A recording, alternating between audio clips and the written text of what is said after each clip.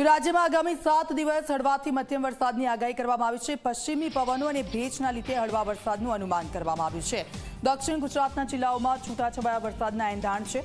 સૌરાષ્ટ્રના વિવિધ જિલ્લાઓમાં પણ હળવા વરસાદની આગાહી છે। તો તાપમાનમાં ઘટાડાની શક્યતાઓ નહીવત છે। હાલ ગુજરાતમાં કોઈ વરસાદી સિસ્ટમ સક્રિય નથી।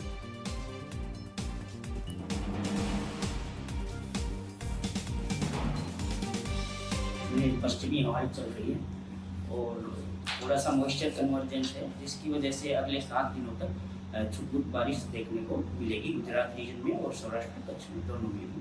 जो बारिश उम्मीद कर रहे हैं वो साउथ गुजरात रीजन, जिसमें नवसारी, वलसाड, दादर नगर हवेली और सौराष्ट्र कच्छ में अमरेली, भावनगर, गीर, सोमनाथ और दीव में है।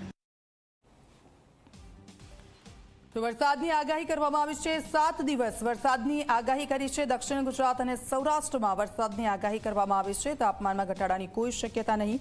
આપ જુઓ, ઘણા લાંબા સમયથી જે ઉકળાટનો અનુભવ થઈ રહ્યો છે ને આ બધાની વચ્ચે જે આ આગાહી કરવામાં આવી છે થોડી રાહત લાગી રહી છે, કારણ કે દક્ષિણ ગુજરાત અને સૌરાષ્ટ્રમાં વરસાદની આગાહી